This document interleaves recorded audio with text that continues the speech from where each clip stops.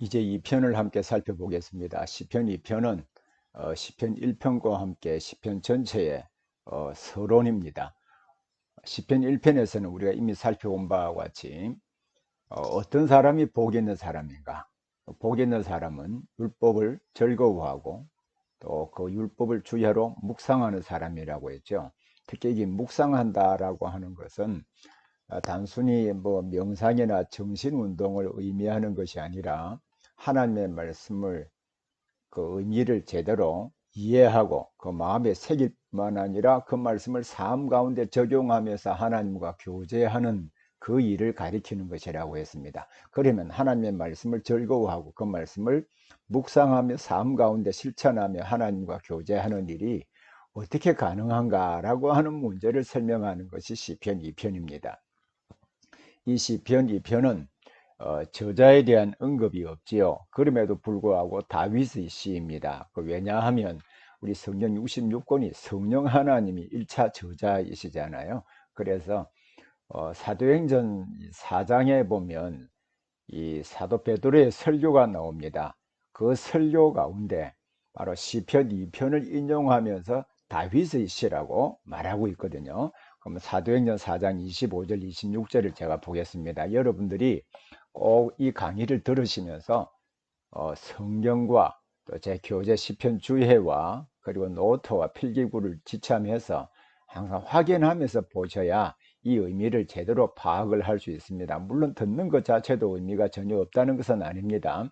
하지만 성경을 꼭 찾아서 확인해 보시는 것이 매우 중요합니다. 그러면 제가 4장 25절 26절을 읽어 보겠습니다.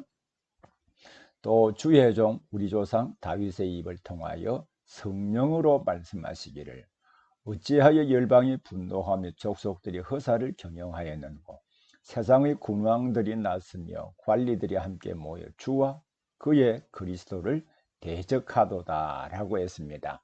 여러분 이 말씀은 시편 2편 1절 2절의 말씀을 인용한 것인데 이 말씀을 다윗이 성령을 통하여 하신 말씀이라 라고 했습니다. 그래서 다윗의 시입니다. 그리고 이 시편은 메시아 시편입니다. 특별히 그 시편 2편 7절에 보면 너는 내 아들이라 오늘 내가 너를 낳았도다 라고 하는 이 말씀을 신약 성경에서 바로 그리스도에게 적용하기 때문입니다. 자, 신약 성경에 그리스도에게 적용하는데 이 부분은 여러분 사도행전 13장을 꼭 보겠습니다.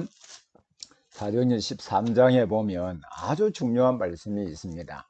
이 말씀은 새겨서 잘 들으시길 바랍니다. 33절에 보면 곧 하나님이 예수를 일으키사 우리 자녀들에게 이 약속을 이루게 하셨다 함이라. 시편 둘째 편에 기록한 바와 같이 너는 내 아들이라 오늘 너를 낳았다 하셨고 라고 했습니다. 자, 여기에 보면 하나님이 예수님을 일으키사 즉 십자가에 죽게 하시고 그리고 장사 지낸 바 되셨다가 사흘 만에 부활하게 하신 사건을 말하죠. 이 사건을 가리켜서 우리 자녀들에게 이 약속을 이루게 하심이라 라고 하셨습니다. 구원에 대한 약속이라는 말이죠. 그래서 이 약속을 예수 그리스도의 십자가 죽으심과 부활로 성취하셨다 라고 하시면서 그 말씀을 근거를 대면서 이 말씀에 대한 성취라 라고 하셨습니다. 그것은 너는 내 아들이라 오늘 내가 너를 낳았도다. 이 말씀을 예수 그리스도의 십자가 죽으심과 부활에 적용하셨거든요. 그래서 이 시편 2편 7절은 이 아들이라고 하는 것은 바로 예수 그리스도를 의미한다라고 하는 것을 우리가 알 수 있겠죠. 그래서 이 시편은 메시아 시편입니다.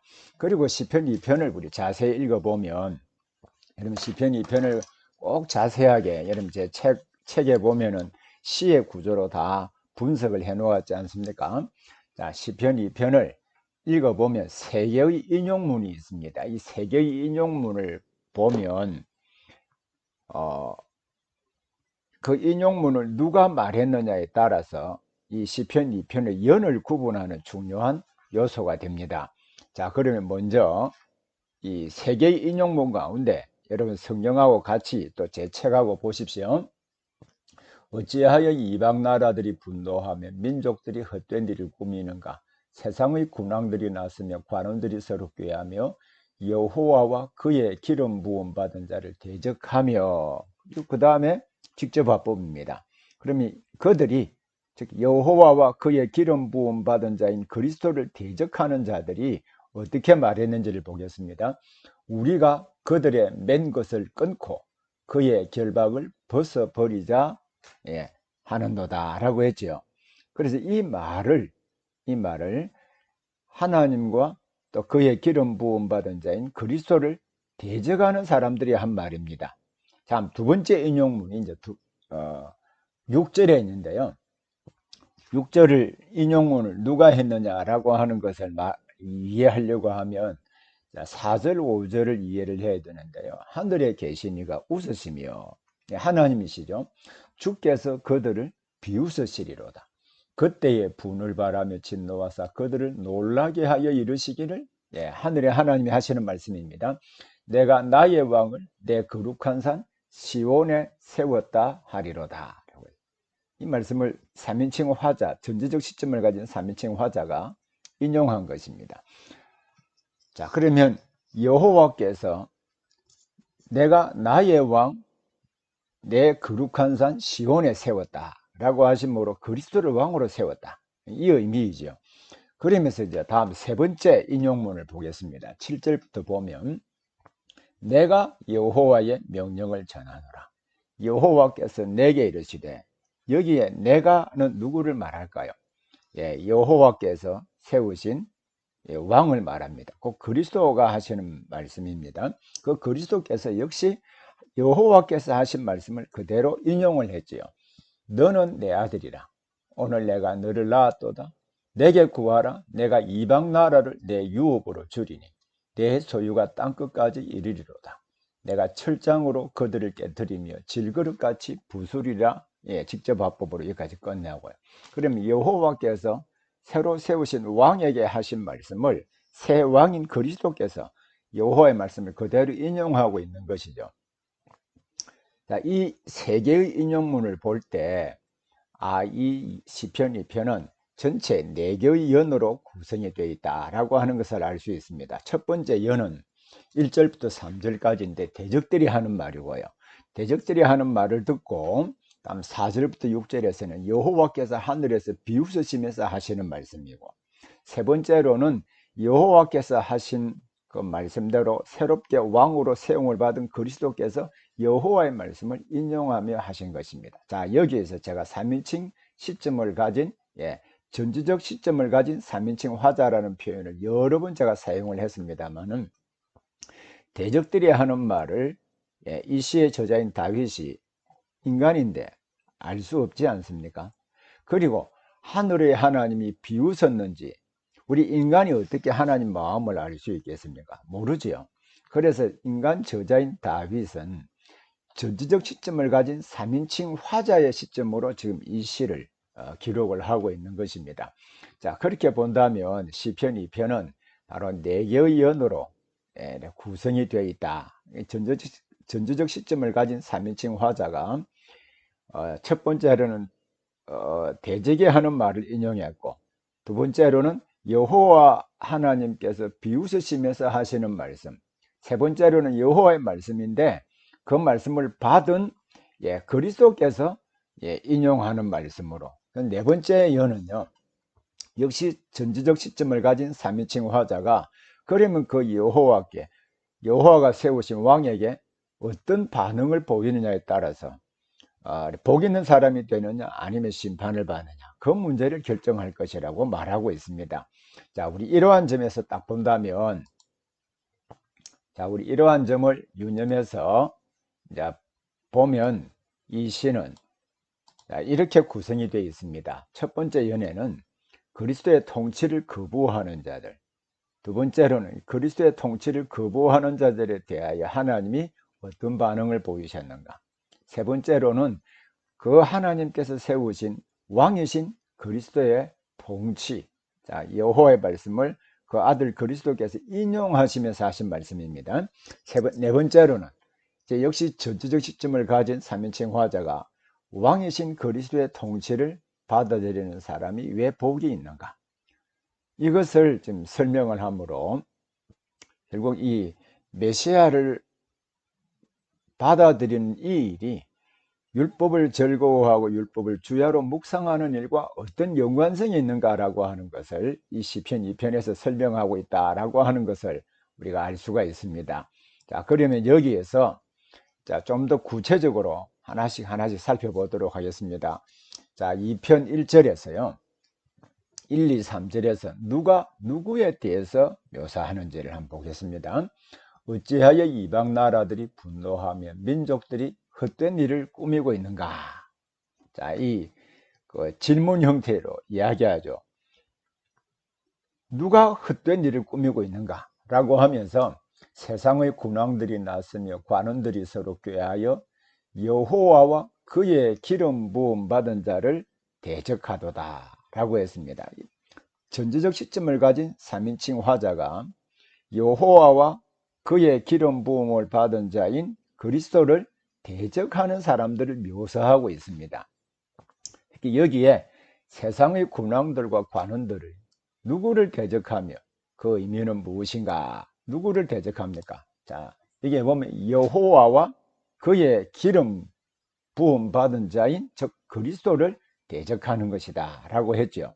그러면 시편 2편 1절 2절을 인용한 이 누가는 사도행전 4장 25절 26절에서 세상의 군왕들과 관원들을 누구에게 적용했는지 보면 상당히 의미가 있습니다. 자, 이 말씀을 한번 보시죠. 또 주의 종 우리 조상 다윗의 입을 통하여 성령으로 말씀하시기를 어찌하여 열방이 분노하며 족속들이 허사를 경영하였는고 세상의 군왕들이 나서며 관리들이 함께 모여 주와 그리스도를 대적하도다 하신 이로소이다 라고 하면서 과연 이 말씀대로 헤롯과 본디오 빌라도는 이방인과 이스라엘 백성과 합세하여 하나님께서 기름 부으신 거룩한 종 예수를 거슬려 라고 했지요. 그러면 여기에 그리스도를 대적하는 사람을 당시의 상황에서 헤롯과 본디오 빌라도 그리고 이방인들을 의미하겠죠. 그리고 이스라엘 백성들의 장로들과 합세하여 하나님께서 기름 부으신 거룩한 종 예수를 거슬러서 지금 사도들이 전파하는 복음을 반대하기 위하여 이게 모여 있다 이 말입니다. 그들의 반대에 대해서 사도행전 4장 28절에서 사도들이 무엇이라고 했냐면 이런 의미 있는 말을 했습니다. 사도행전 4장 28절에 보면 제가 한번 읽어 보겠습니다. 여러분 자세히 한번 보십시오. 28절에 하나님의 권능과 뜻대로 이루려고 예정하신 그것을 행하려고 이 성에 모였나이다. 헤롯과 본디오 빌라도와 이방인과 이스라엘 백성들 가운데 반대하는 사람들이 모여서 어떻게 말했냐면 하나님께서 권능과 뜻대로 이루려고 예정하신 것, 즉 그리스도를 세워서 하나님 나라를 세우려고 하는데 거기에 대해서 반대할 것이다 라고 하나님 이미 시편 2편에서 말씀하지 않았습니까? 그 말씀대로 이 기록된 대로 행하려고 모인 사람들이 바로 헤롯과 본디오 빌라도와 또 그를 지지하는 이방인들과 이스라엘 백성이라는 말이죠. 그러면 그들이 하나님의 작정인대로 반대하지만 실제로는 이 의미는 무엇일까요? 그들이 반대하지만 결국은 하나님께서 그 반대를 무릅쓰고 하나님이 뜻을 이루어 가신다라고 하는 것을 지금 이 사도 베드로의 설교를 통하여 지금 보여주고 있는 것입니다. 자, 우리 첫 번째 연의 내용들은 여러분 잘 이해하시리라고 생각을 하고요.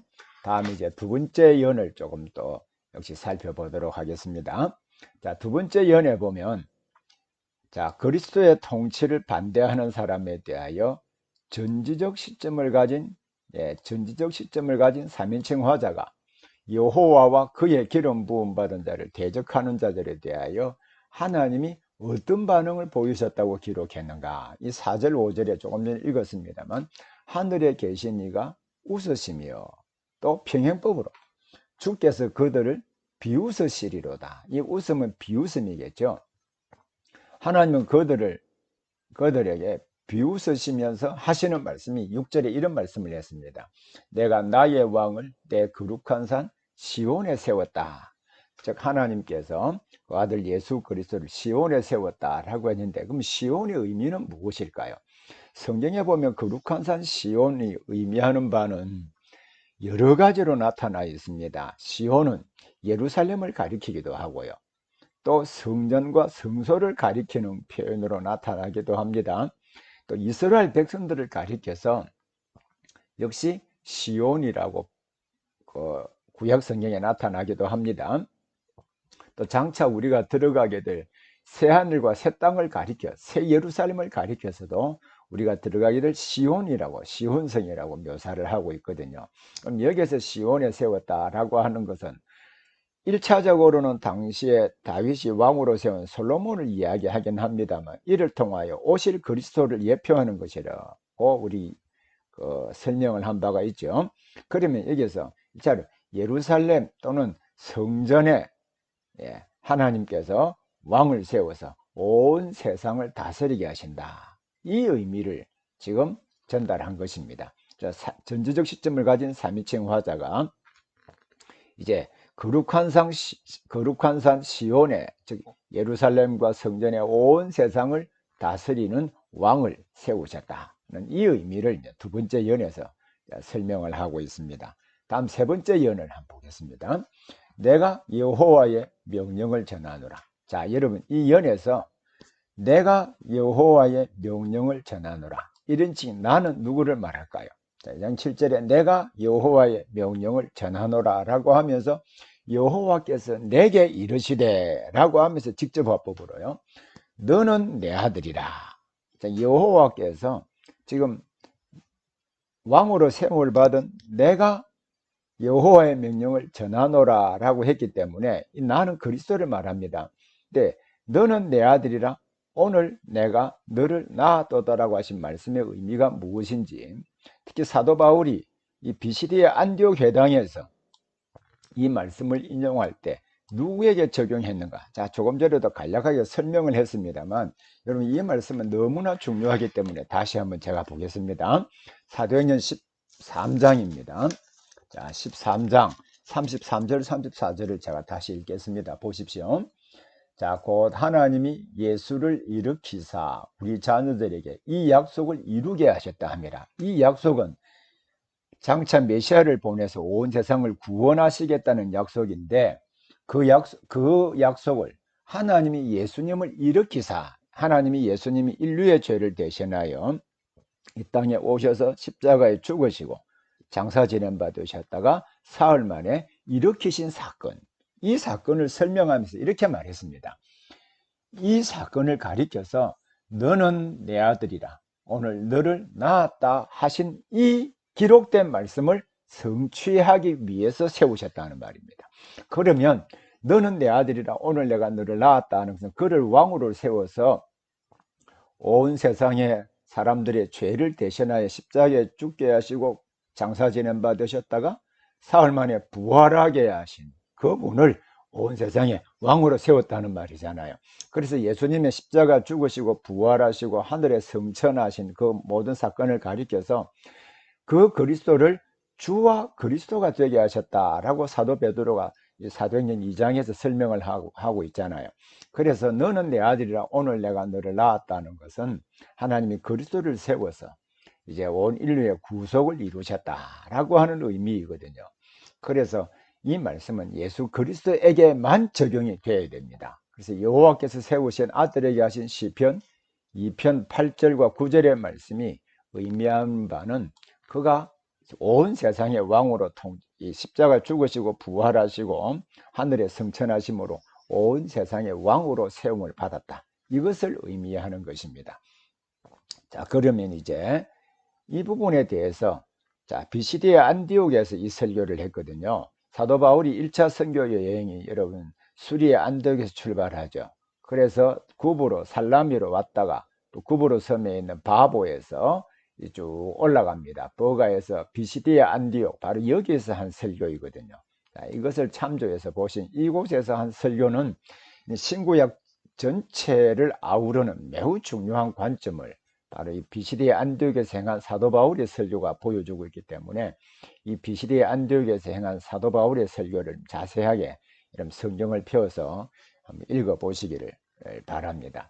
특히 이런 이 너는 내 아들이라 오늘날 내가 너를 낳았도다라고 하는 말씀을 근거로 해서 작시한 이 한 곡, 여러분이 잘 아는 이 찬송 복음성가 가운데 하나인데 이 부분을 한번 보겠습니다.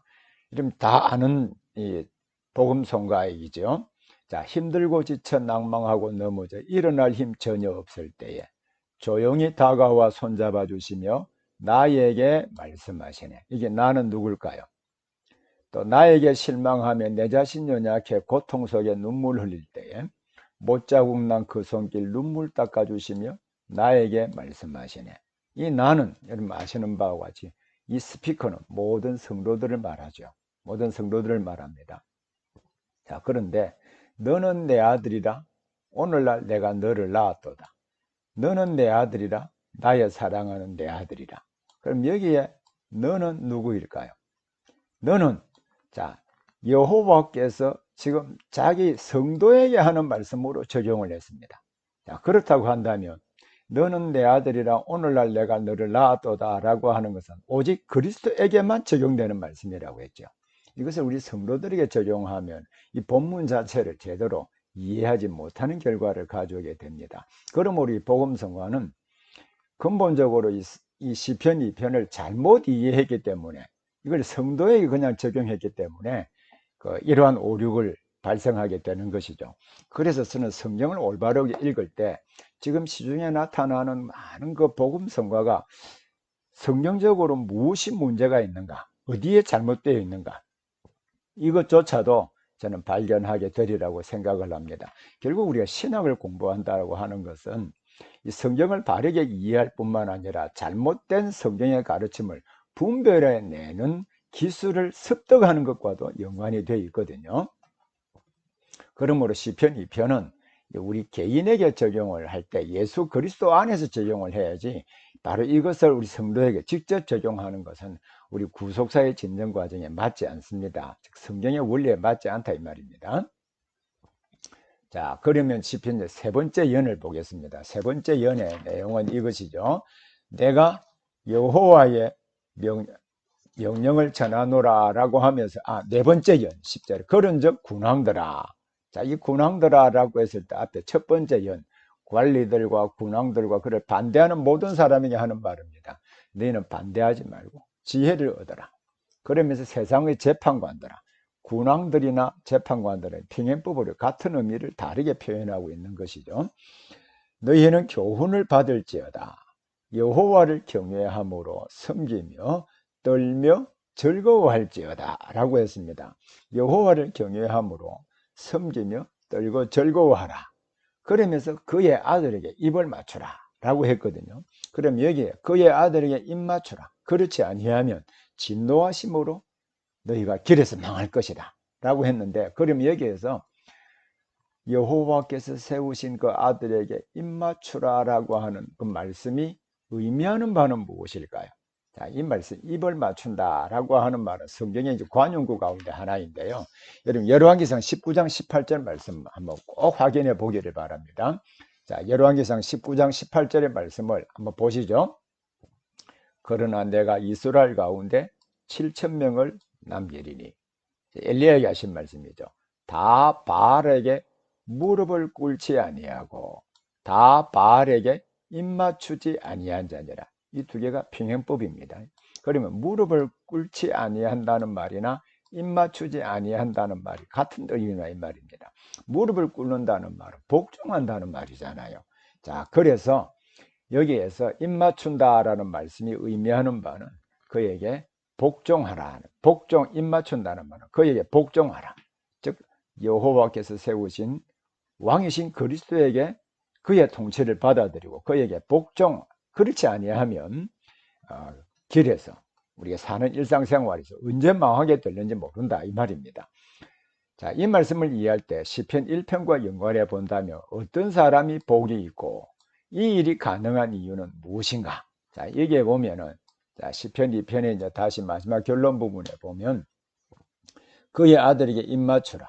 그렇지 아니하면 진노하심으로 너희가 길에서 망한다라고 했죠. 그러면서 그의 진노가 급하다. 여호와께 피하는 모든 사람은 다 복이 있다라고 했습니다. 자, 여기에 여호와께 피하는 모든 사람, 여호와께라고 하는 이 말은 번역상 심각한 오류가 있습니다. 이는 번역을 정말 잘못했거든요. 여러분 문맥적으로 자세히 보십시오. 여호와를 경외함으로 섬기며 떨며 즐거워하라 해놓고 그의 아들에게 입맞추라 했으니까 그에게 복종해야 된다는 말이잖아요. 그렇다고 한다면 여호와께 피한다라는 말은 논리적으로 맞지 않습니다. 여호와께서 세우신 아들에게 복종하라. 그렇게 되어야 이 시의 논리적으로 맞는 것이죠. 그리고 원문에 히브리어 원문에 그에게 피하는 모든 사람은 복이 있다. 아슈레이, 복이 있습니다. 콜, 모든 사람. 그리고 호세이, 자, 피하는 사람들. 예, 그에게 이 그가 말하는 대명사 그는 누구를 말할까요? 여호와께서 세우신 그리스도에게 복종하는 것을 말합니다. 이 그리스도에게 복종할 때, 즉 그리스도를 믿고 그리스도에게 받아들일 때 그 그리스도께서 능히 율법을 즐거워하고 그 율법을 주야로 묵상할 수 있는 능력을 제공해 준다는 뜻이거든요.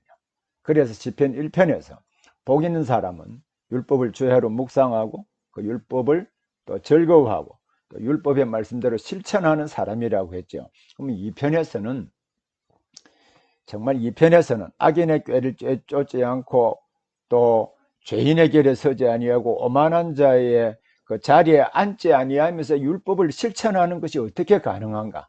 즉 하나님께서 세우신 예수 그리스도를 믿음으로 가능하고 그 예수 그리스도의 말씀을 복종함으로 하나님의 법을 실천하는 것이 가능하다는 것입니다. 그럼 이것이 어떻게 가능한가라고 하는 문제를 우리 잠시 신약 성경과 관련해서 자, 여기 히브리서 9장 12절부터 14절의 말씀을 한번 살펴보므로 이 말씀의 의미가 무엇인지를 한번 보도록 하겠습니다.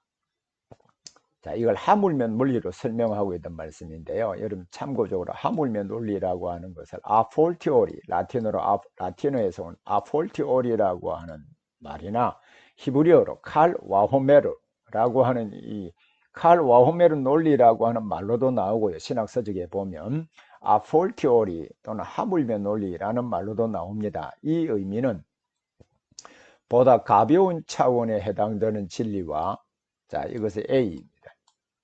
자, 보다 가벼운 차원에 해당되는 진리와 보다 무거운 차원에 해당되는 진리 B.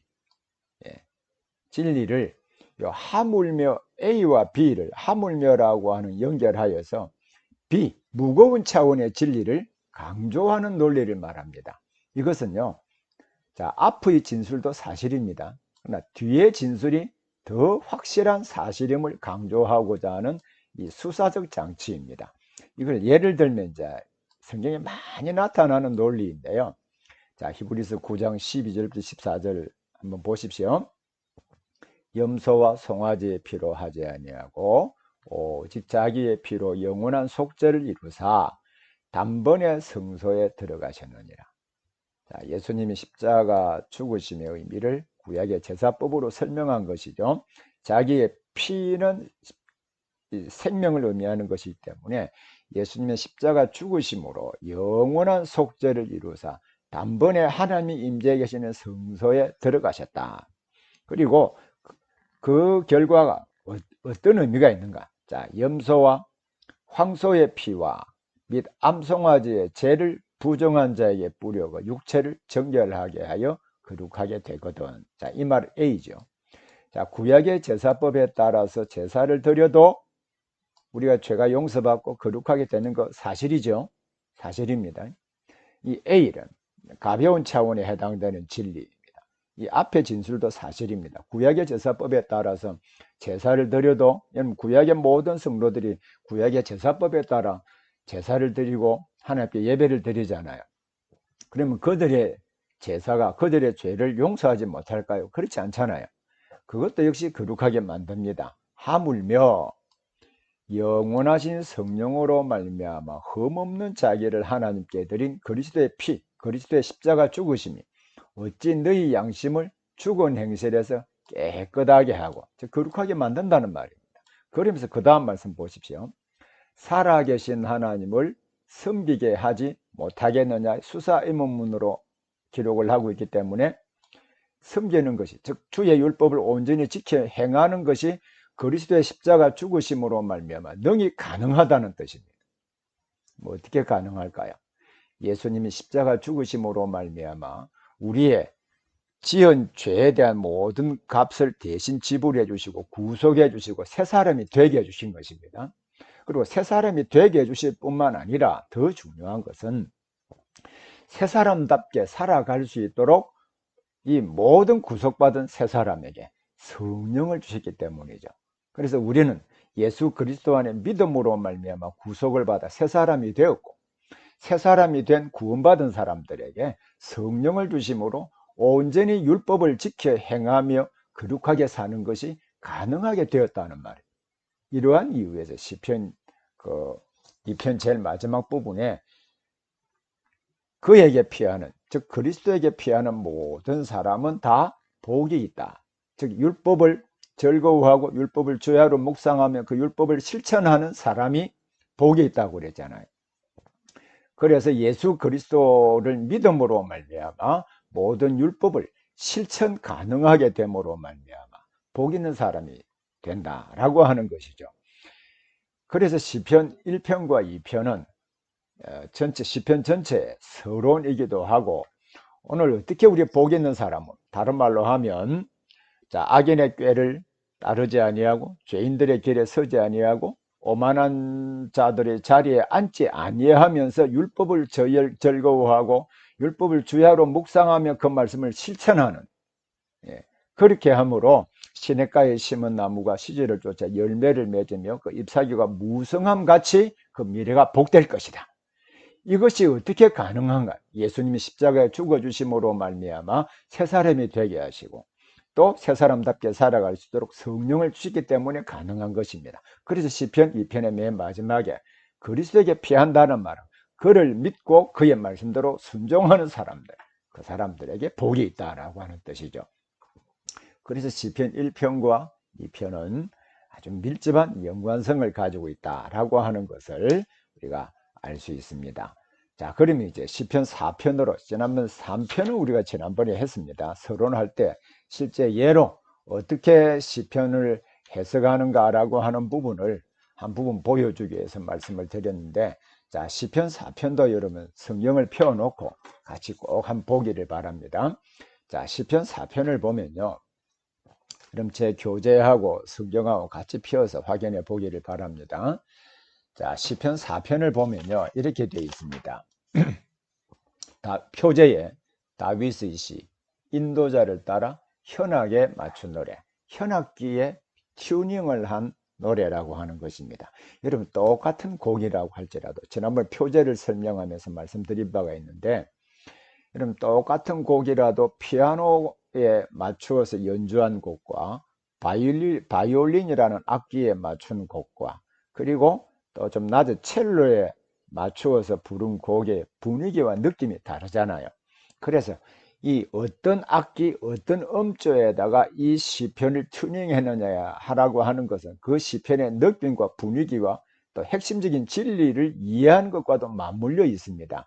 그래서 이 시편 4편은 참고적으로 인도자를 따라라고 하는 말은 선창자 또는 인도하는 사람과 함께 그 예배에 참석한 모든 사람들이 함께 부르는 찬송이라는 말입니다. 그러면 시편 4편은 예배 가운데 모든 하나님의 백성들이 함께 부르는 찬송인데 현악기에 당시에 현을 켜서 음악을 연주하는 것을 말하지 않습니까?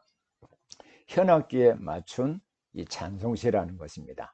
우리 찬송을 한다, 또 예배한다 라고 하는 것은 이런 찬송한다면 하나님과 하나님이 행하신 일, 그것을 우리가 기억하고 또 그것이 우리를 구원하시기 위한 일이기 때문에 하나님을 높이는 일이죠. 그러면 하나님을 기억하고 높이는 여기에 이 찬송의 목적이 있을까요? 그것만 아닙니다. 높이는 것 매우 중요하지만 또 다른 하나의 의미는 우리가 찬송하고 예배에 참여하는 것은 구약 시대의 언약의 백성들과 함께 하셨던 그 하나님, 그 하나님의 능력, 그 하나님의 은혜가 지금 현재 우리가 사는 삶의 현실에 동일하게 재생시켜 주시기를 원하는 믿음을 담고 찬송하고 기도하는 것이거든요. 그래서 이 찬송을 예배 중에 불렀다는 것은 과거의 믿음의 선배들이 경험했던 것을 역사 가운데 모든 성도들이 함께 공유하며 그 하나님의 은혜와 능력을 경험하기를 원하는 마음으로 찬송하고 예배하는 것입니다.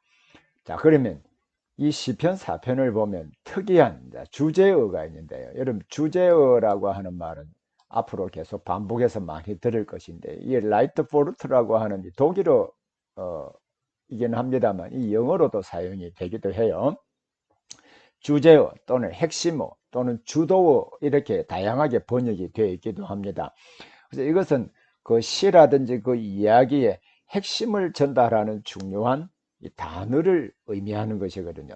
자, 지난번에 앞부분에서 제가 설명을 할 때 이 시 전체의 구조, 구도, 어떤 문학적 장치, 어떤 비유, 어떤 평행법을 어떻게 사용하는 전체 그 시편을 여러 번 반복해서 읽으라고 했죠. 두 번째 부분에 이제 그렇게 읽을 때 연이 구분이 되잖아요. 시편 2편의 예를 들면은 관원들이 하는 말을 인용하고, 다음 하늘에 계신 하나님께서 하신 말씀을 인용하고, 또 그 하늘에 하나님이 세우신 왕이 여호와의 말씀을 인용하는 이것을 통해서 네 개의 연으로 결국 구분할 수 있는 기준이 된다고 했잖아요.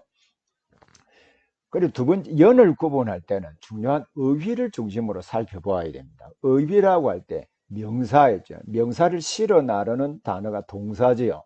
그리고 명사와 명사의 관계를 설명하는 전치사이고, 동사와 명사의 관계를 설정해 주는 것도 역시 전치사입니다. 그래서 명사, 동사 이런 어떤 용어를 사용했느냐라고 하는 것은 그 핵심을 전달하는 장치인데, 이것을 여러 번 반복한다는 것은 주제를 표현하는 장치입니다.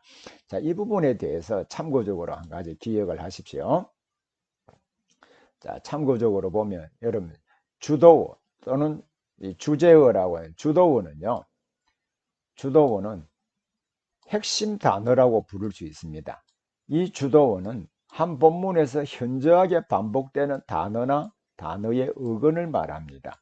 이러한 반복은 본문의 의미를 파악하는 중요한 장치입니다. 이 로버트 알트라고 하는 사람이 버클리 대학의 영문학 교수이긴 합니다만, 성경을 깊이 연구하여서 성경이 언어로 기록되었기 때문에 성경을 이해하는 중요한 원리와 방법을 그의 그 책에서, 여러 권의 책에서 잘 설명을 했습니다. 우리 예를 들어보면 주도가 어떤 의미를 가지고 있는지 알 수가 있는데요. 우리 잠언에 보면, 잠언서 있죠. 잠언, 우리 앞으로 이제 시편을 몇 시간에 걸쳐서 더 살펴볼 것이거든요. 그 시편을 끝나고 나면 잠언 전도서도 우리 함께 살펴볼 것입니다. 잠언에 보면 지혜라는 단어가 잠언서에 42번 나옵니다. 31장 가운데 42번, 훈계가 30번, 명철이 14번 나옵니다. 지혜나 훈계나 명철은 같은 의미를 다르게 표현하는 방식이거든요. 그러면 잠언서의 주제가 무엇이라는 말입니까? 지혜 또는 다른 말로 훈계, 명철과 동의어입니다. 전도서에서는 헛되다라고 하는 말, 헛되고 헛되니 헛되고 헛되도다 많이 들었죠. 이 헛되다라고 하는 말이 히브리어 말로 헤벨이라고 하는 단어입니다. 이 헤벨이라고 하는 단어는요, 헛되다, 영어로 empty, 공허하다, 또는 meaningless, 의미가 없다, 또 vanity 이런 말로도 번역이 되어 있습니다만, 저는 전도서 전체에 나타나는 38번의 헛되다라고 하는 표현이 이것도 포함이 되고 있습니다만, absurdity, 불합리 또는 부조리라고 하는 말로 번역하는 것이 더 적절하다고 생각합니다.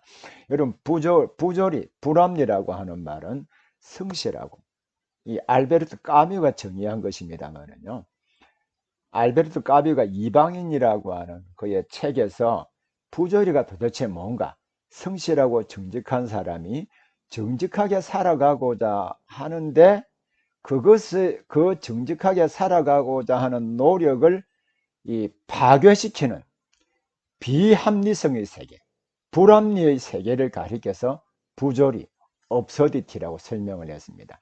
이 말을 좀 더 쉽게 설명하면 이렇습니다. 이치에 맞지 않다는 말입니다. 이치에 맞지 않다는 말인데, 예를 들어서 여러분, 성실하고 정직하게 사는 사람이 성경의 원리에 따르면 이 사람이 복이 있고 잘 돼야 맞죠. 그렇죠?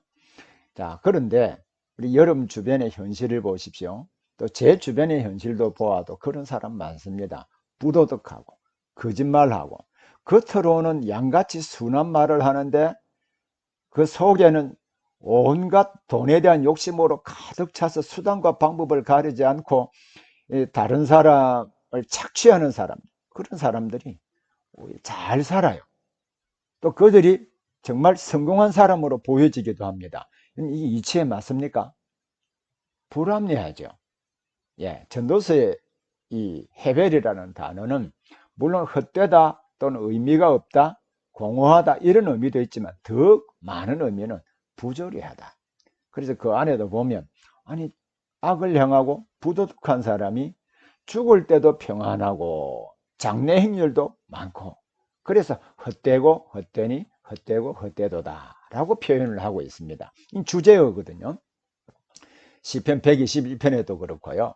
그래서 우리는 이 주도 또는 주제어는 핵심을 전달하는 장치입니다. 그러면 시편 4편의 주제어 또는 주도어가 뭘까? 부르다라고 하는 말이 반복해서 두 번 나옵니다. 반복해서. 의라고 하는 말도 역시 반복해서 사용이 되고 있고요. 또 듣다, 나의 기도를 들으십시오. 여호와께서 들으시리로다. 이 듣는다, 이 카라라고 부른다라는 단어와 의라고 하는 단어와 듣는다는 단어를 반복해서 쓰므로 핵심되는 주제가 우리가 하나님의 이름을 부를 때 하나님께서 들으신다. 이것이 주제라고 하는 것을 이 주도를 통해서 알 수 있는 것이죠. 그리고 이 시편 4편에 보면 연을 구분할 때 연을 구분하는 중요한 장치 가운데 4장 4편 1절에 보면요. 내 의의 하나님이여 저자가 하나님의 이름을 부르며 하나님께 아뢰는 내용입니다. 자, 두 번째 연. 자, 2절, 3절, 4절, 5절에 보면 이렇게 되어 있습니다. 여러분 꼭 한번 찾아보셔야 됩니다. 인생들아 어느 때까지 나의 영광을 바꾸고 욕되게 하며 헛된 일을 좋아하고 거짓을 구하려는가. 자, 인생들에게 언제까지 헛된 일을 좋아하고 거짓을 구하려는가. 저자가 인생들에게 하는 말입니다. 그러면서 3절에 여호와께서 자기를 위하여 경건한 자를 택하신 줄 너희가 알지어다 라고 하면서 내가 그 여호와를 부를 때 여호와께서 들으시리로다 라고 하면서 너희는 떨며 범죄하지 말지어다. 이게 너희는 누구를 말할까요? 경건한 자들을 말합니다. 그러면 두 번째 연에서는 인생들과 경건한 자들에게 저자가 하는 말입니다. 이 두 번째 연이 되겠죠. 자, 세 번째 부분. 여러 사람의 말이 우리에게 선을 보일 자 누구뇨 하오니. 부정적으로 여러 사람들이 우리에게 선을 보일 자 누구겠느냐. 없다는 말이잖아요. 부정적인 의미로 썼습니다. 그때 여호와여 주의 얼굴을 들어 우리에게 비추소서. 자, 여호와여라고 하면서 주의 얼굴을 들어서 우리에게 비춰 주십시오. 주께서 즉 여호와께서 내 마음에 두신 기쁨은 그들의 곡식과 새 포도주가 풍성할 때보다 더하니이다. 자, 누가 누구에게 말합니까? 저자가 여호와께 이야기합니다. 자, 첫 번째 부분에서는 내 의의 하나님이여 라고 부르면서 저자가 하나님을 부르고 있죠. 세 번째 인에서는요, 여호와여 주의 얼굴을 들어 우리에게 비추십시오. 해가 태양이 온 세상을 비추듯이 하나님이 우리에게 비추어 달라라는 말, 하나님의 능력을 나타내 보여달라라고 하는 은유적인 표현이잖아요. 그러면 첫 번째 연에서는 하나님이라고 부르고 세 번째 연에서는 저자가 여호와께 기도하는 형식으로 되어 있는데 하나님으로 부르는 것과 여호와로 부르는 것, 물론 넓은 의미로는 하나님께 구하는 것 같다고 할 수 있습니다. 그러나 이 시에서 표현은 이 연을 달리해서 다르게 표현하고 있는 것이죠. 그러면 참고적으로 우리가 하나님의 이름을 부른다는 것이 또는 여호와로 부른다는 것이 어떤 차이점이 있는가 하는 것을 이해할 필요는 있습니다. 그러면 출애굽기 6장 3절에 보면 이런 말씀이 있습니다. 내가 아브라함과 이삭과 야곱에게 전능의 하나님으로 나타나사나, 전능하신 하나님으로 나타나셨다는 말입니다. 나의 이름을 여호와로는 그들에게 알리지 아니하였고, 여호와 이름으로 알리지 아니했다라고 했습니다. 자, 그런데 여호와 이름으로 과연 이스라엘 백성들의 조상들 아브라함, 이삭, 야곱에게 알리지 않았는가? 그것은 아닙니다. 여러분, 아브라함도 여호와께 이삭을 제물로 바치라고 했습니다. 여호와께 여호와라고 불렀습니다. 야곱도 여호와라고 불렀어요. 여러분, 요즘 검색 기능이 있잖아요. 성경을 펴면 스마트폰에도 검색 기능으로 여호와라고 한번 쳐보십시오. 출애굽기 6장 3절 2절에 믿음의 조상들이 여호와의 이름을 많이 불렀습니다. 다른 말로 하면 여호와라는 이름으로 그들에게 알려주셨다는 말이죠. 그러면 이 번역의 문제는 무엇일까요? 자, 한번 비교를 해 보십시오. 내가 아브라함과 이삭과 야곱에게 전능의 하나님으로 나타났고 나의 이름을 여호와로 그들에게 알리지 아니하였느냐. 자, 글자 한자 딱 바꿨죠. 근데 의미는 완전히 다르잖아요. 나의 이름을 여호와로 그들에게 알리지 아니하였느냐라고 하면 수사 의문문이니까 알려주었다는 말입니까? 안 알려주었다는 말? 알려주었다는 말이잖아요. 그래서 이것은 번역이 문제가 있습니다. 이것은 영어에도 의문사 없는 의문문이 있습니다. 히브리어에도 의문사 하가 없는 의문문이 있어요. 그것은 의문사 없는 의문문입니다. 그럼 여호와라고 하는 이름은 그러면 어떤 의미로 쓰는가?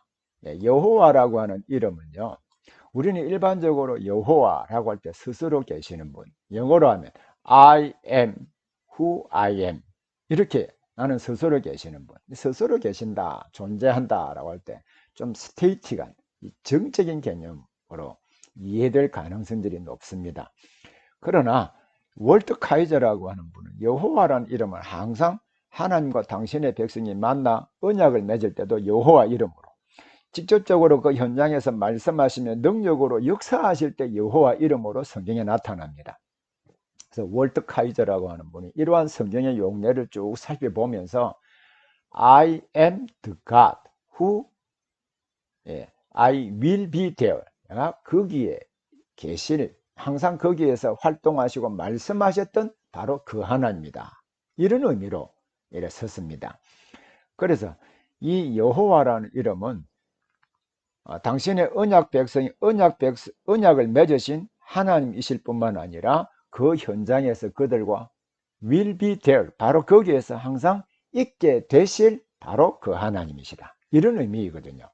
그러면 바로 이 시에서, 자, 여러분, 바로 이 시에서, 자, 시편이 지금 2편을 말하잖아요.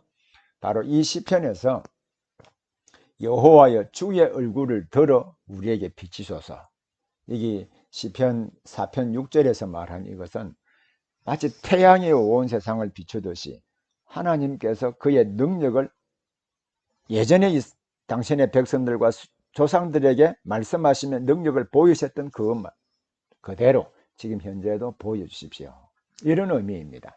그래서 이러한 시적인 구조와 표현들을 볼 때 역시 시편 4편은 이 세 개의 연으로 시편을 구성할 수 있다, 이것을 우리가 알게 되겠죠.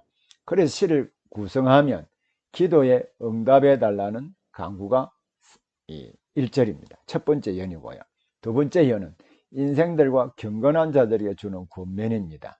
세 번째는 그 권면의 근거, 여호와께 기도하면 응답하신다, 큰 기쁨을 주신다, 이것이죠. 그래서 시편이 가지고 있는 그 논리 구조에 따라 설명하는 것이 중요합니다. 그럼 이제 그 연에 따라서 하나하나 분석을 해보면요, 다윗은 왜 사랑의 하나님으로 불러도 될 텐데 왜 내 의의 하나님이여 라고 부르잖아요. 그러면 기도할 때 사랑이 풍성하신 하나님 아버지, 또 온 천하 만물을 창조하신 하나님, 이렇게 부르면서 기도할 때가 있죠. 그것은 그 속성에 따라 행해달라고 하는 믿음을 담고 있습니다. 그러면 내 의의 하나님이여 라고 부를 때 의의를 어떤 개념으로 사용하고 있는가? 성경에 보면 의의는 법정적인 개념으로 의롭게 재판해 달라고 하는, 재판한다는 의미로 의의를 사용하는 경우도 있고요. 또 하나님이 의로운, 인격적인 속성 자체가 의로우신 분이시잖아요. 그 인격에 의로우신 하나님답게 의를 행해 주십시오, 이런 의미거든요. 여기에서는 내 의의 하나님이여 라고 부르면서 두 가지 개념을 중의적으로 함께 사용하고 있는 것이죠. 하나님이 의로우신 분이신데 어떻게 불의와 함께 할 수 있습니까? 그러므로 의의 속성을 가지신 하나님께서 의롭게 판단해 달라. 또 재판관이 마치 의롭게 재판하듯이 이 모든 문제 주께서 올바르게 판단하고 심판해 달라, 이런 의미이죠. 특히 내가 부를 때에 응답하소서. 이 부르다라고 하는, 이 기도라는 단어, 트필라라고 하는 히브리어 단어가 있습니다. 근데 부른다, 기도라고 하는 것은 하나님의 이름을 부르고 외치는 것을 의미하거든요. 시편을 150편 전체에 보면 부르짖다, 부르다라고 하는 표현이 많습니다. 부르다라고 하는 카라라고 하는 이 단어, 그리고 부르짖다라고 할 때 자아크 또는 차크, 예, 히브리어로 쓰면 이렇습니다. 자, 예, 여기 자아크이거든요. 그리고 또 역시 부르짖다라고 할 때, 예, 자아크라고 하는, 예, 이 단어도 씁니다. 이것은 의성어입니다. 자악, 예, 입을 크게 벌려서 하나님께 부르짖는다는 말입니다. 그러면 이러한 표현을 쓴 것은 시인이 매우 하나님의 은혜를 갈급해하고 있다라고 하는 것을 알 수 있겠지요. 그리고 곤란 중에 너그럽게 하셨사오니라고 했을 때 이 너그럽게 하다라고 하는 이 단어, 예, 라합이라고 하는 이 단어를, 예, 힐합타라는 이 완료형으로 과거사로 쓰고 있거든요. 이 과거사로 쓰는 것은 과거에 내가 고통 가운데 있을 때 그때 하나님이 들으시고 그 부분을 해결해 주셨던 그 하나님, 그러면 과거에 말씀하셨던 또 능력으로 역사하셨던 그 하나님이 지금 현재 이 자리에서도 말씀해 주십시오, 이런 의미입니다. 그리고 내게 은혜를 베푸사 나의 기도를 들으소서. 은혜를 베풀다 라는 단어와 그리고 듣다, 사실 같은 의미를 다르게 표현하는 것인데 은혜를 베풀어 주시고 또 이 기도를 들어달라고 하는 절박함을 이야기하는 것이죠.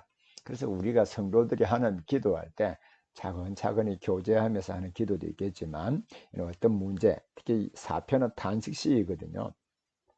그가 여러 악한 사람들에서 고통을 당할 때 하나님께 간절하게 부르짖는 것을 의미합니다. 그래서 오늘 우리가 우리 개인적인 문제로 고통당하고 힘들 때 하나님께 부르짖어야 됩니다. 그리고 이 국가의 문제, 또 우리가 사역하는 현장에서 많은 악의 세력들의 도전을 받지 않습니까? 그때 간절하게 부르짖으면서 하나님의 능력을 나타내 주시도록, 마치, 예, 이 지금 이 시편 저자가 뭐라고 기도했습니까? 조금 전에도 했습니다만은, 자, 시편 저자가 할 때 주의 얼굴을 들어 우리에게 비추소서라고 했잖아요. 이 얼굴을 들어 비친다라고 하는 표현은 사실 은유적인 표현이거든요. 그러면 마치 태양이 온 세상을 비추듯이 주께서 능력으로 나타나서 하나님께서 그 능력을 나타내 주십시오 라는 말이거든요. 그래서 우리를 대적하고 있는 우리 사회 현장에 있는 수많은 대적들을 하나님께 부르짖어야 됩니다. 과거의 믿음의 선배들이 그렇게 했거든요. 자, 그럼 이제 시편 4편 2절부터 5절의 말씀에 이 말씀을 조금 더 생각을 해 보겠습니다.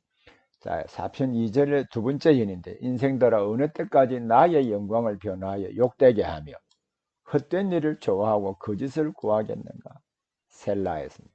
그 인생들은 누구를 말하냐면, 여러분 다윗이 저자잖아요.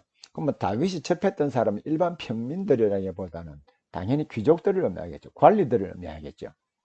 그래서 NIV 성경이나 NASB 또는 여러 영어 번역 성경에는 귀족들이라고 번역하기도 했습니다. 즉 관리들이 어느 때까지, 예, 다윗의 영광을 바꾸어서 다윗을 욕되게 만들고 어느 때까지 헛된 일을 좋아하고 거짓을 구하겠는가? 셀라. 이 셀라라고 하는 것을 발음을 해야 됩니다. 이 셀라의 의미가 뭘까요?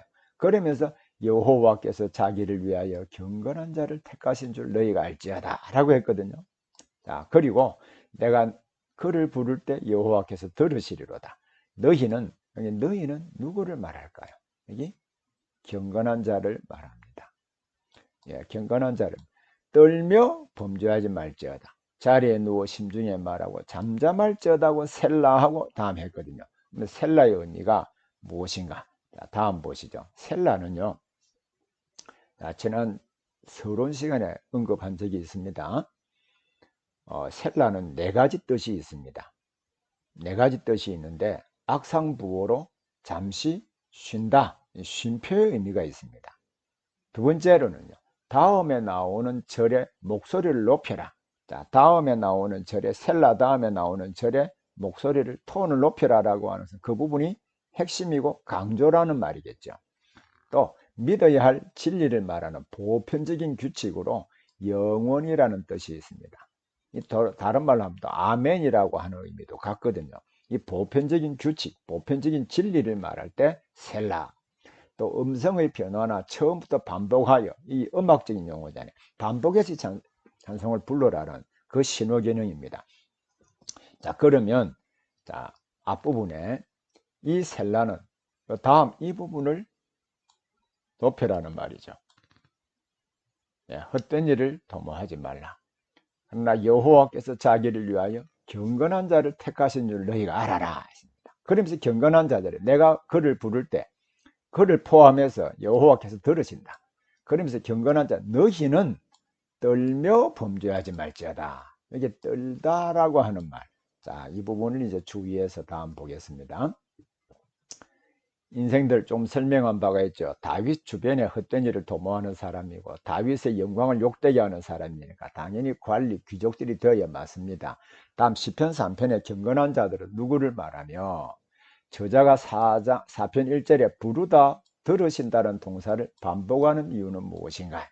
경건한 자들이 부르짖을 때 다윗을 포함하여 경건한 자들을 하나님을 두려워하고 하나님을 섬기는 사람들이 부를 때 하나님이 반드시 응답하신다는 것을 강조하고 있는 것이죠.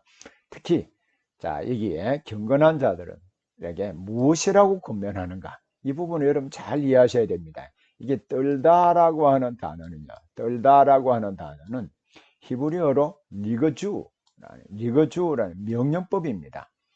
이 라가저라는 분노하다라고 하는 말, 이 명령법 분노하라라고 번역을 해야 됩니다. 그래서 이 단어를 히브리어를 헬라어로 번역한 성경이 70년이거든요. 그리고 신약 성경 에베소서 4장 26절에 바로 4장 시편 4편 4절 5절을 인용을 하셨어요. 여기에서 오르기 제스테라고 번역을 했는데 우리 개역 개정판에 보면 분을 내어도라고 번역했습니다. 자, 여러분 이 말씀은 자, 성경을 이는 꼭 찾아보셔야 됩니다. 사도행전 에베소서 4장 26절을 제가 읽겠습니다. 여러분 꼭 같이 한번 찾아보십시오. 그리고 여러분 이걸 녹화된 것을 또 강의를 듣잖아요. 그죠? 녹화된 것을 여러 번 들을 때 잠시 포즈, 중지해 놓고 찾아서 보기를 바랍니다. 여러분 4장 26절을 읽기 전에 제가 먼저 그 앞에 24절부터 읽겠습니다. 오직 너희의 심령이 새롭게 되어 하나님을 따라 의와 진리의 거룩함으로 지으심을 받은 새 사람을 입어라. 지금 새 사람에게 권면하는 것입니다. 그런즉 새 사람은요, 거짓을 버리고 각각 그 이웃과 더불어 참된 것을 말하라. 자, 이 내용 자체는 조금 전에 시편 말씀을 사실 그대로 참조한 것입니다. 이는 우리가 서로 지체가 됨이라. 그리고 그 다음 말씀, 분을 내어도 죄를 짓지 말며 해가 지도록 분을 품지 말고, 이래 되거든요. 구속받은 새 사람에게 하는 말이죠. 분을 내어도 죄를 짓지 말며 해가 지도록 분을 품지 말라. 바로 이 말씀은 시편 4편 3절 말씀을 인용한 것입니다.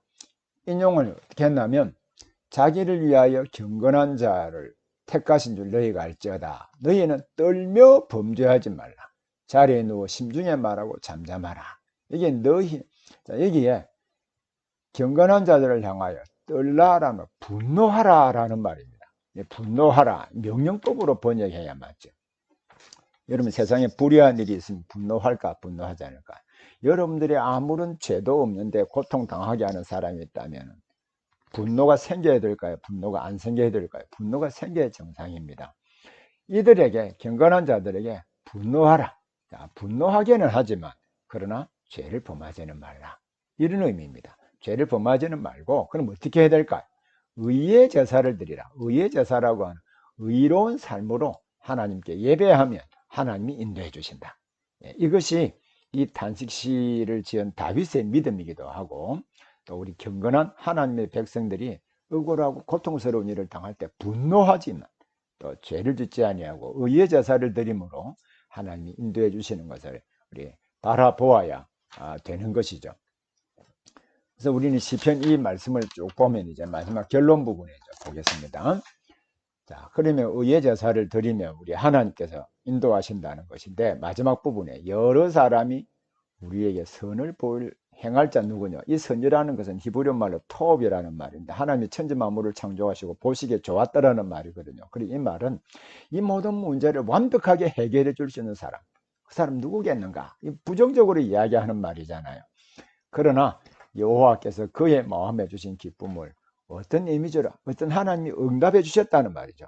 어떻게 응답해 주셨는지를 보겠습니다. 자, 그렇다고 해서 그 모든 문제가 단숨에 풀어졌다는 것은 아니고 하나님이 어떤 분명하게 확신을 주셨다는 말인데요. 자, 4편 7절을 해보겠습니다. 주께서 내 마음에 두신 기쁨, 기쁨이라는 자기 이 저자의 마음에 그 탄식하며 분노하고 그렇지만 죄를 범하지 않고 기도할 때 주께서 자기 마음에 두신 기쁨을 주셨는데, 그 기쁨을 이렇게 표현했습니다. 그들의 곡식과 새 포도주가 풍성할 때보다 더하니이다. 그들의 곡식과 새 포도주가 풍성할 때보다 더하니이다. 그들의 곡식과 새 포도주, 그들은 누구를 말할까요? 다윗을 대적하는 사람들의 곡식과 새 포도주입니다. 자, 당시 농경사회의 곡식과 새 포도주는 그들이 가지고 있는 재물과 권력과 물질보다 하나님이 그에게 주신 기쁨은 그것보다 훨씬 더하다는 말이죠. 그래서 그의 마음에 주신 기쁨은 이 대적자들이 가지고 정말 좋아하고 중요하게 생각하는 돈이나 저는 물질이나 부귀나 영화보다도 훨씬 큰 기쁨을 아마 다윗 속에 확신을 주시는 것처럼 보입니다. 근데 이 기쁨은요, 단순하게 마음속에 일어나는 것이라기보다는, 여러분, 믿음은, 자, 히브리 11장 1절에 믿음을 정의하기를, 믿음은 바라는 것들의 실상이요, 보이지 않는 것들이 증거라고 했거든요. 이게 실상이라는 말은 히포스타시스라는 말인데요, 근거를 아래에 선다는 말이거든요. 그러면 하나님께서 간절히 바라지만 눈에 보이지 않잖아요. 그렇지만 확신을 주고 또 그것이 이루어지리라고 하는 분명한 어떤 증거를 주신다는 말입니다. 그래서 믿음은 하나님의 선물인 것입니다. 그래서 그가 평안히 눕고 잘 수 있는 일상생활을 할 수 있는 이유는 무엇일까요? 그것은 그를 안전하게 하시는 분은 오직 여호와시 때문입니다. 그래서 여러 사람이 우리에게 선을 보일 줄 누구냐라고 부정적으로 말할 때 우리가 할 수 있는 일은 오직 여호와 하나님은 살아계셔서 우리의 부르짖음을 들으시고 응답하신다. 다만 우리는 의의 제사를 드리고 하나님의 그 도움을 구하는 것이 중요하다. 이렇게 우리 적용할 수 있습니다. 의의 제사를 드린다라고 하는 말은요, 여러분 제 책에도 여러분 꼭 한번 읽어보기를 자세하게 보셔야 됩니다. 의의 제사를 드린다라고 하는 말은요, 의로우신 하나님 앞에서 의롭게 살아야 함을 의미합니다. 그래서 이 시에서 의의 제사를 드리는 일과 여호와를 의지하는 일은 동격입니다. 여호와를 의지한다라고 할 때 의로운 삶과 밀접한 연관성을 가지고 있다는 말입니다. 그래서 의로운 삶을 살면서 여호와께 아뢰을 때 여호와께서 들으시고 응답해 주신다라고 하는 것이죠. 자, 오늘 시편 1편과 또 시편 2편, 시편 150편 전체의 서론 부분과 함께 탄식시 가운데 한 편이 시편 4편을 시편을 해석하는 원리와 방법에 따라서 한번 그 의미를 살펴보았습니다. 여러분 이 내용을 꼭 성경과 또 제 교재 있지요? 시편 주에 다시 한번 보여드리는 바로 이 책입니다. 이 책을 구입하셔서 구입 안 하신 분들은 반드시 구입하여서 성경과 대조해서 쭉 읽으시면 이 시편의 의미를 어떻게 해석하고 어떻게 적용할 수 있는가 하는 중요한 원리와 방법, 또 저자들이 이 개념을, 핵심되는 개념을 전달하기 위해서 머리에 그림이 그려질 수 있도록 중요한 이미지와 반복을 통하여서 생생하게 개념을 알 수 있도록 전달했다는 것을 알 수 있습니다. 이 시편을 공부함으로 구약시대 이 시편을 기록했던 저자들이 경험했던 그 하나님의 은혜와 능력을 우리 원어들도 함께 경험해 볼 수 있기를 바랍니다. 그럼 오늘 공부하시느라고 수고하셨습니다. 또 다음에는 그 시편 5편, 6편, 7편을 또 함께 살펴보도록 하겠습니다.